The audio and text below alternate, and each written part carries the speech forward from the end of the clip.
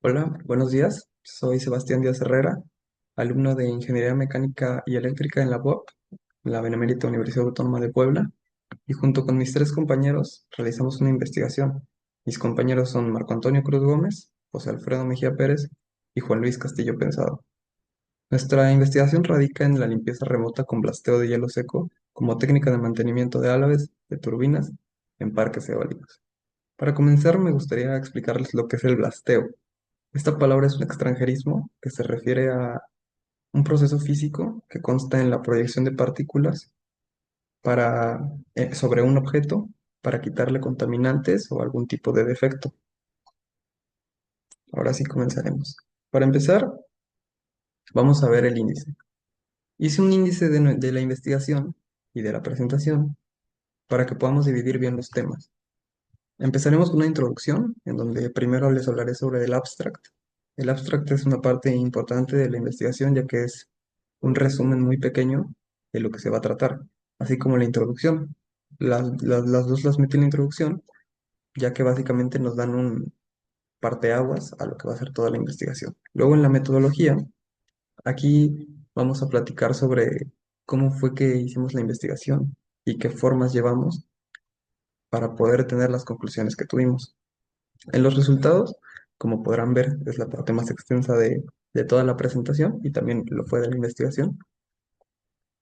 En este vamos a hablar de todo el desarrollo, de todo lo que fue investigar y tratar de buscar datos, estadísticas, de todo de nuestra investigación. Básicamente es el desarrollo de toda la investigación que hicimos. Luego van las conclusiones, que es a lo que quisimos llegar o a lo que llegamos con toda la investigación, ya sea lo que se planeó desde el principio, que si hubo novedades, pues en las conclusiones lo vamos a ver. Y las referencias, que es de dónde saqué toda la información, bueno, de dónde sacamos toda la información y para que se pueda constatar que es verídica y confiable. Comenzaremos con el abstract. El abstract, básicamente lo que pusimos fue que se proponía un método criogénico de limpieza remota para el mantenimiento de álabes de aerogeneradores. Esto quiere decir que vamos a hablar sobre la limpieza de los álabes de las turbinas eólicas, bueno, la energía eólica. Vamos a analizar la viabilidad técnica del blasteo con hielo seco como alternativa sustentable y eficiente, comparándola con los métodos tradicionales. En una parte de esta presentación hice una tabla en la que vamos a compararla tal cual con los métodos tradicionales y veremos las ventajas y desventajas que puede tener también. Y las palabras clave de la investigación en general fueron limpieza criogénica, parques eólicos y eficiencia operativa. Esto es interesante porque si analizamos las palabras, limpieza criogénica es básicamente de lo que se trata el tema, del método, los parques eólicos, que es donde se va a llevar a cabo, y la eficiencia operativa, que es lo que queremos hacer. Queremos que nuestra eficiencia aumente y que reduzcan las pérdidas, que es básicamente lo que quiero explicarles el día de hoy. Después vamos a pasar con la introducción. En la introducción analizamos cómo es el diseño de un parque eólico, lo difícil que es, lo costoso que es y todas las consecuencias que te trae, tanto positivas como negativas. Luego también les comento que vamos a hablar sobre las causas de las fallas de las turbinas eólicas, que son muchísimas las fallas y eso es muy interesante porque con el método que planteamos, algunas de estas pueden reducir. También comentaremos sobre el aprovechamiento de la energía eólica e impulsar el desarrollo de álabes de materiales compuestos cada vez más largos y ligeros. Porque como todo tema, con la tecnología se están desarrollando nuevas formas de hacer dichos álabes o de hacer el aerogenerador como tal. Así que esto también es muy interesante y lo vamos a tratar, cómo los materiales han ido avanzando, ya que pues son aerogeneradores enormes y, y depende mucho del material y de todo lo que lo compone. Y lo más importante de la investigación, la proposición de un método criogénico de limpieza y mantenimiento remoto de álabes de turbinas eólicas, que es literalmente el tema principal de la investigación, que es un nuevo método de limpieza y una forma de darle mantenimiento a los álabes sin que sea tan difícil como ahora lo es, o sí, un poco más llevadero. Ahora, en la metodología de la investigación. En esta, generalmente en las investigaciones se suele hacer esto, que es un enfoque mixto. que es llevar lo cualitativo y lo cuantitativo a la investigación, para no quedarse solo en una. Este método nos permitió realizar un análisis integral de los métodos de limpieza existentes. Es lo que les comentaba, de que vamos a poder compararlos con otros. En el enfoque cuantitativo, se identificaron y evaluaron las variables de control empleadas en estudios previos sobre métodos de limpieza y mantenimiento. Aquí se determinaron las ventajas, desventajas y efectos sobre la eficiencia aerodinámica. En esto pudimos demostrar que la contaminación de los alaves puede reducir la productividad de las turbinas entre un 2 y un 6%. Que si lo pensamos un poco, un 2% no es tanto, realmente. O sea, con los datos que hemos investigado, un 2% no está tan mal, pero cuando ya se puede elevar a un 6%, ese es el riesgo. O sea, eso es lo que no queremos, que pueda llegar a ser un 6% y pues como está en el rango, pues es lo que queremos evitar. Después el enfoque cualitativo. En este recopilamos experiencias de personal de parques eólicos que nos señalaron justo que los contaminantes, las descargas eléctricas y el desgaste eran las causas más grandes que ellos habían notado de falla de los aerogeneradores. Y para constatar esta información, buscamos estadísticas. Con el método mixto, aplicado en la limpieza criogénica con hielos secos, analizaron las variables del proceso, como la presión, el tamaño de la partícula, que bueno, vamos a explicar un poquito más adelante cómo es el proceso para limpiar, la velocidad de la mezcla, el ángulo de ataque y la distancia de aplicación. De igual manera, se valora su método de descontaminación, residuos secundarios y daño superficial. Esto va a ser muy importante más adelante porque es de los puntos por los que hicimos la investigación, por el poco daño que hace tanto al ambiente, que es nulo, como al ala en sí. Y se propone un programa de mantenimiento eficiente y sostenible. Es otra de las partes importantes. Una parte fundamental de la investigación fue empezar viendo en qué países era donde más capacidad de energía eólica se podía tener o se tiene. Actualmente, estos son los 10 países con mayor capacidad de generación eólica. Como podemos ver, China está en el número uno, con mucha diferencia. Según los datos, China tiene 460 gigavatios de capacidad de generación, pero hay muchas fuentes que nos dicen que este año están por alcanzar ya los 520. O sea, cada vez van avanzando mucho más. Y lo que es interesante es cómo el número uno, que es China, con 460, está tan separado del número 10, que es Sudáfrica. O sea, es una diferencia abismal. O sea, de 460 y que les digo, puede ser hasta 520 dependiendo cómo acabe el año, y que Sudáfrica tenga 12 y sea el número 10. Es una estadística que nos hace plantearnos demasiadas cosas. Pero pues claramente China es el país que más parques eólicos tiene y están muy desarrollados. Después, en la clasificación de fallas en aerogeneradores, vamos a ver muchos tipos de fallas. A continuación les voy a enseñar unas gráficas donde se aprecia un poco más, pero por ejemplo, las fallas en las palas pueden ser fallas estructurales en el sistema del rotor, daño en la carcasa, desgaste del cojinete, erosión, corrosión del pasador. Es tal cual la falla en el álave. Luego, las fallas en el sistema de orientación, como puede ser la desincronización entre palas, el ángulo de ataque subóptimo, vibraciones en las palas, torre o góndola, falla del motor, falla del interruptor de límite o falla en la unidad meteorológica. Luego, esto también es muy importante, justo esta sí la vamos a ver en gráficas, que es la fallas en la caja de engranajes, que pueden ser falla de control, falla de sensor, falla del cubo, falla del convertidor, falla del freno o falla del tren de transmisión.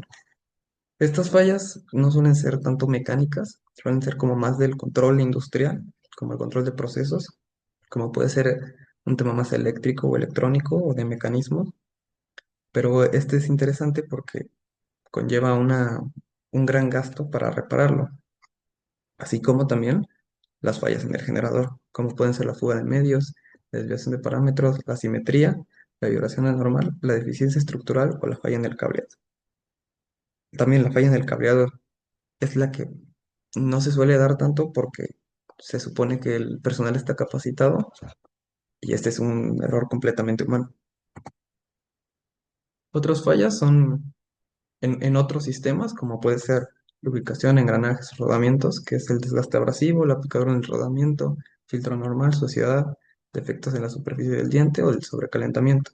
Y las fallas generadas por factores ambientales, que también son bastantes y no se deben dejar de lado porque, pues, si un árabe o un aerogenerador en sí presenta estas fallas, ya se están generando pérdidas. Y eso que nadie tiene la culpa de esto, son factores ambientales que se van a dar siempre, como pueden ser la corrosión, fugas, el rocío salino, las tormentas de arena o las altas velocidades del viento. Esto también influye mucho.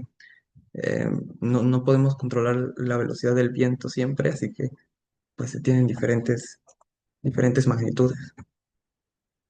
Para empezar, vamos a ver la frecuencia de fallas por año en los sistemas de cajas de engranajes. Para estas gráficas elegimos gráficas de tipo de tela de araña o radiales, porque sentimos que eran donde mejor se podía apreciar. Aquí tenemos el tipo de falla, que ya se las mencioné hace un rato, y la frecuencia por año. Y aquí está la gráfica donde podemos ver que, por ejemplo, la falla de controles, en este tipo de fallas, es la que más se da, que se da 1,25 por año, que es un número algo grande para hacer, porque después vamos a ver que todas suelen ir un poco más abajo. Así que la falla de controles suele ser un poco repetitiva de cierta manera, y es lo que les comentaba, de que suele ser como del control industrial. Y bueno, en esta gráfica podemos apreciar todo este tipo de fallas, viendo que la que más se repite en la caja de engranajes es el fallo de controles y la que menos es el fallo de rodamientos, con 0,28. Después, en esta que es en sistemas del generador. Esta es un poco más complicada, justo por lo que les comentaba antes, de que la fuga de medios, o sea, la falla por fuga de medios está muy arriba, está en 0,78, que es un número bastante elevado, pero casi todas las demás van muy abajo. O sea, podremos recortar la gráfica hasta acá y veríamos que estos se volverían más grandes porque si lo notamos aquí, los rangos son muy bajos. Es 0,05, 0,03, 0,02, 0,01 y ahí sigue bajando todavía. La única que destaca es la de fuga de medios. Por eso la gráfica se nota así. Estos puntos es una aglomeración de todos los de abajo de la desviación de parámetros, que no se suelen dar tanto, pero que como si se dan, los tenemos que poner. Y después, las fallas por año, bueno, la frecuencia de fallas por año de otros sistemas del aerogenerador. En esta pusimos muchas más eh, variables o tipos de falla. Y en esta, la corrosión de los pasadores también es un número elevado, 0,28, no tan elevado como el que vimos en la anterior gráfica, pero para nada menos importante. En esta, una de las que más me hicieron como darme cuenta de la importancia que tenía checar todo fue la suciedad.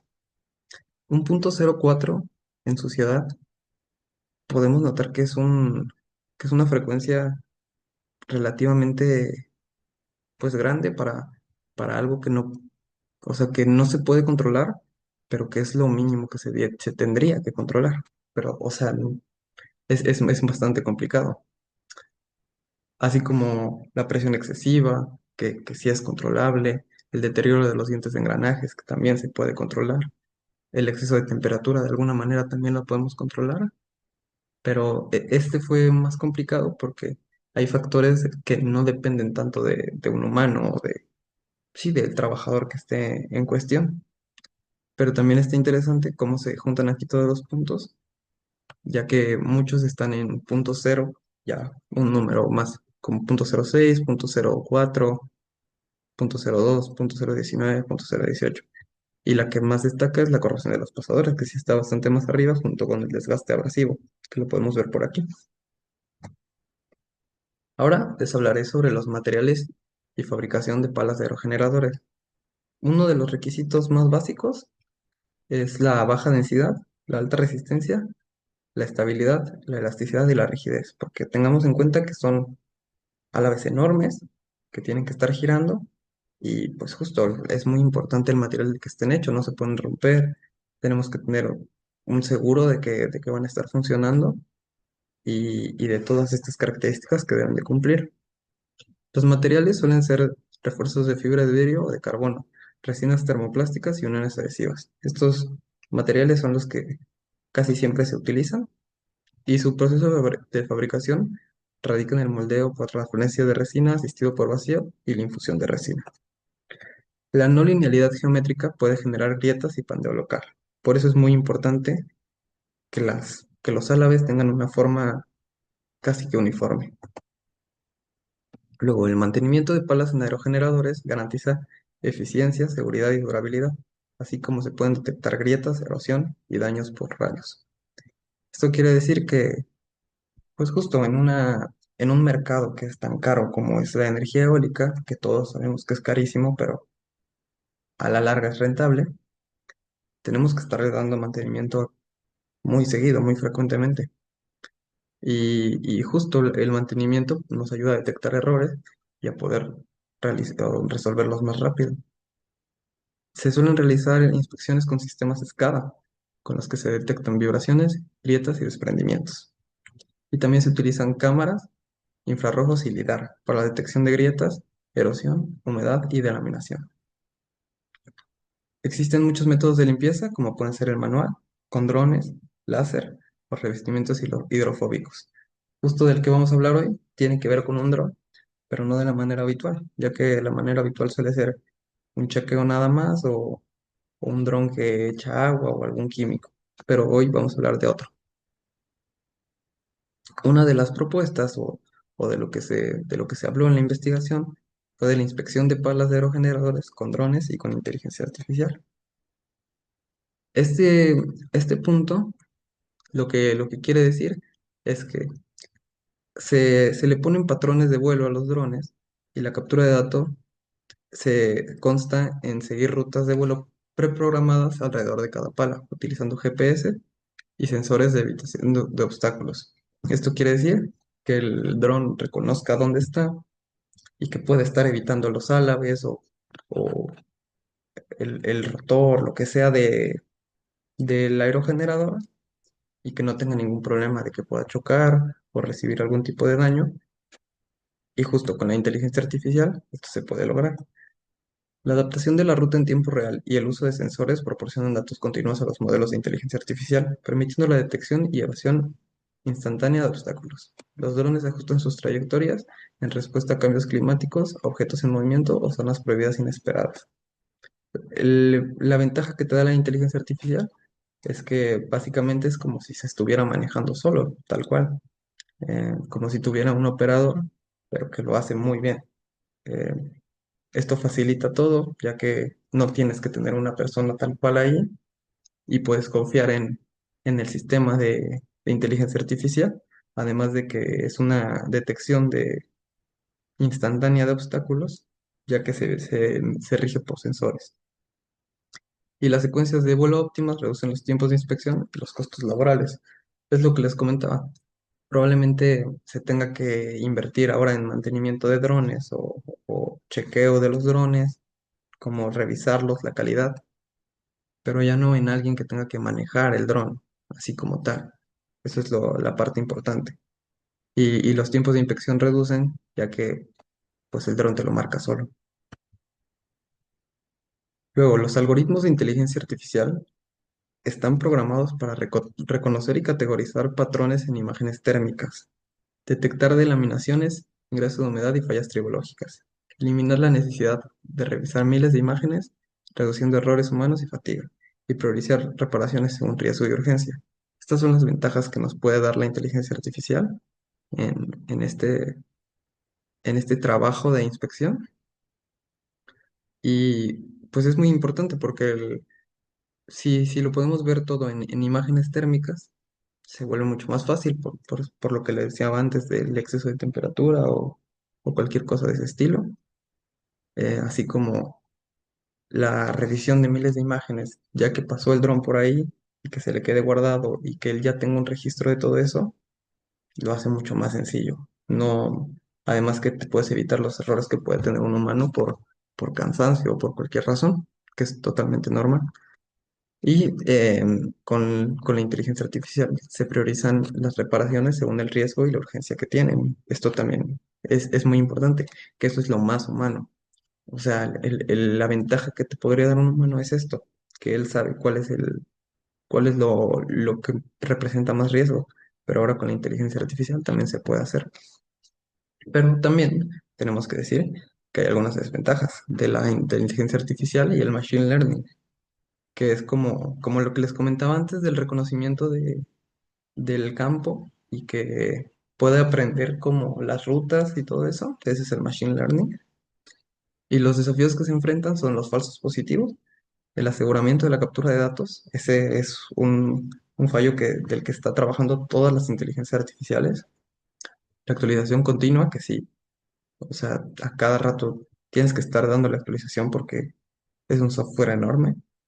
Y la necesidad de inversión presupuestaria para mantener tecnología de punta. Sabemos que no es nada barato, pero pues justo la energía eólica en sí no es barata. Así que puede ser una inversión muy, muy buena. También vamos a hablar del análisis y comparación de limpieza remota con gemelos digitales. Se aplican recubrimientos inteligentes que incorporan tecnología antihielo y superficies hidrofóbicas. Los nanocompuestos con grafeno resisten la erosión y mantienen la sustentación, además de poseer propiedades autorreparables y mayor durabilidad. La aplicación de IA en el mantenimiento predictivo permite emplear sensores en las palas que miden vibración, esfuerzo, temperatura y sonido, así como detección de anomalías. Esto es básicamente como lo que sí se tiene ahora, que son los sensores, pero si le pones inteligencia artificial o si la usas de una forma correcta, pues te facilita todo mucho más. Saber que tiene vibraciones que no son normales o que no debería tener y que te las puede detectar una inteligencia artificial te facilita completamente el trabajo, así como también la temperatura o el sonido. Los modelos de inteligencia artificial utilizados son ANN, que es de detección de anomalías, CNN, que es análisis de imágenes y espectrogramas, lógica difusa, que es la reducción de la incertidumbre, básicamente es un trabajo de lógica, y los árboles de decisión, que son análisis de tendencias. Los árboles de decisión se suelen relacionar con los diagramas de flujo, básicamente, como de toma de decisiones y las tendencias que se suelen seguir si se toma una decisión.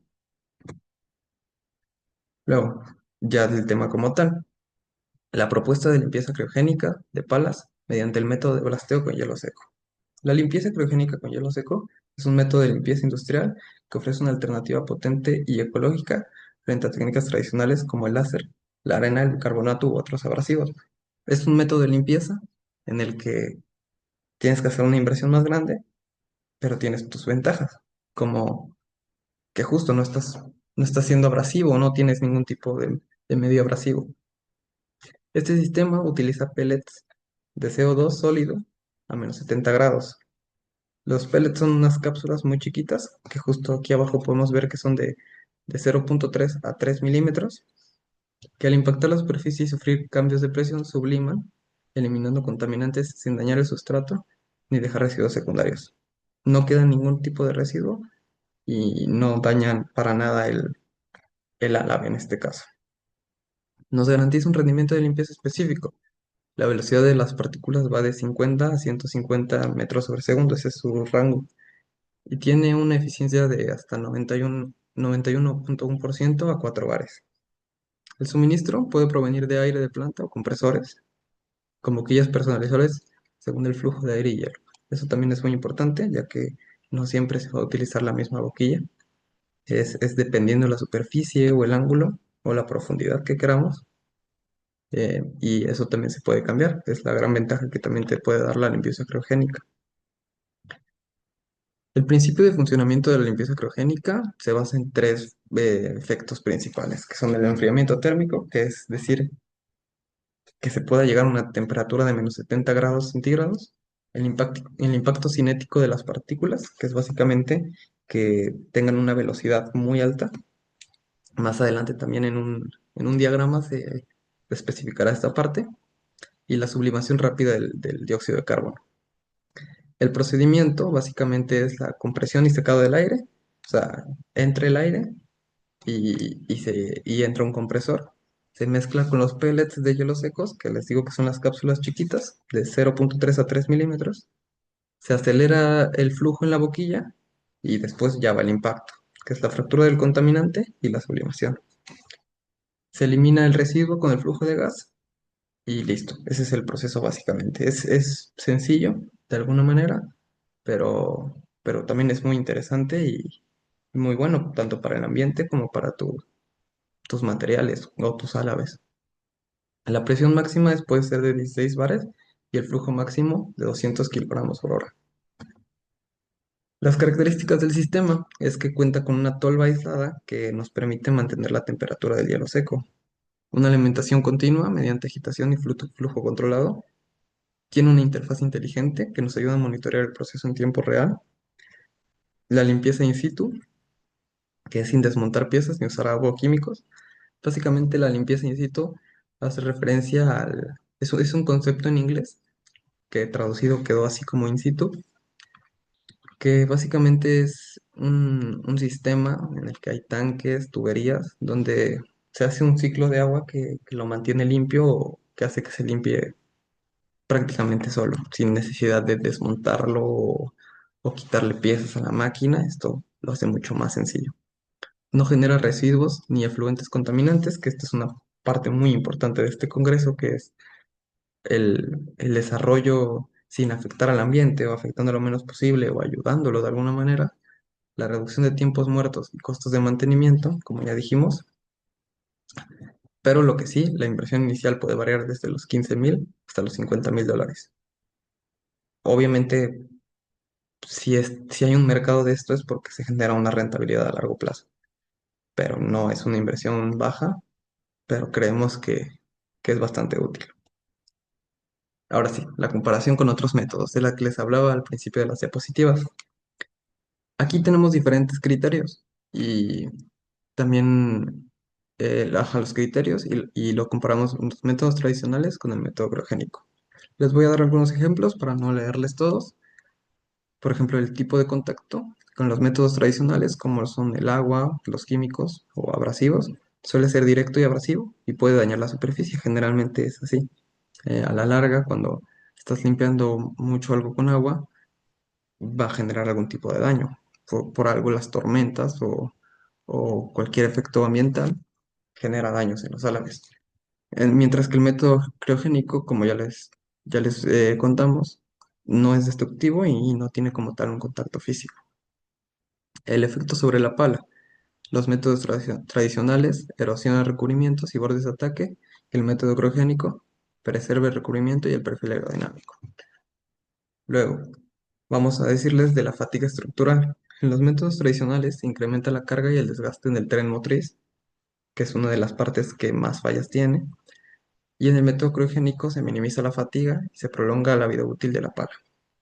Y en el cumplimiento normativo, en los métodos tradicionales puede variar dependiendo el método y principalmente el producto químico, porque se usan demasiados.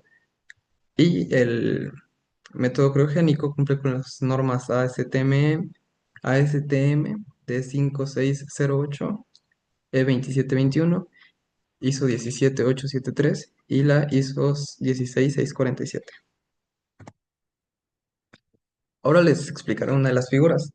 Esta es la que les estaba diciendo hace unos momentos, que básicamente es el procedimiento que ya les expliqué, que entre el aire pasa un compresor, luego pasa un secador que, que lo convierte en agua.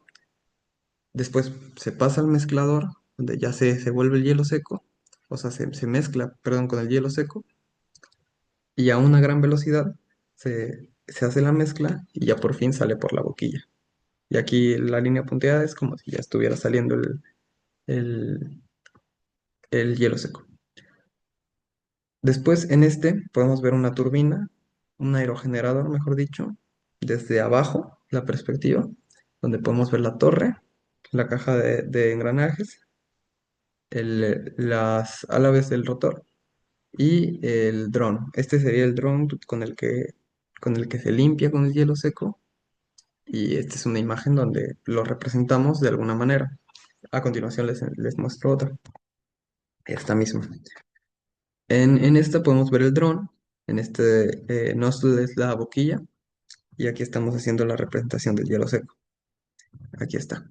Em, lo podemos notar, quisimos demostrar cómo sería en uno de los alaves, y por eso lo representamos aquí, como si estuviera limpiando el ala de la parte de arriba. Y justo, bueno, esa es la imagen. Y después tenemos esta imagen que es más un esquema que una imagen, en donde podemos ver la diferencia de, del disparo a diferentes ángulos. Aquí lo utilizamos de 90 a 10 y podemos ver cómo se va expandiendo, cómo se vuelve más un óvalo que un círculo. Si lo notamos, en 90 grados, si tenemos la boquilla a 90 grados, va a ser un círculo prácticamente el, las dimensiones. Pero cada vez que vamos disminuyendo el ángulo, se va haciendo un poquito más ovalado. O sea, al final se va haciendo así cuando empieza siendo completamente un círculo. Y aquí podemos ver la profundidad que tiene el mismo disparo. También, conforme van los ángulos, va cambiando y se va prolongando. Después ya les voy a comentar las conclusiones a las que llegamos, que es básicamente que la limpieza criogénica con hielo seco es una tecnología avanzada para la descontaminación y preparación de superficies en palas aerogeneradores. Nos ayuda a aumentar la eficiencia y el aprovechamiento de la energía eólica, que esta es la parte que más nos gustó o más nos interesó desde el principio, que era pues básicamente la eficiencia. O sea, lo vimos como un método de agilizar, de ayudar, de abaratar ciertas cosas y que pueda ser funcional y que ayude al ambiente de alguna manera.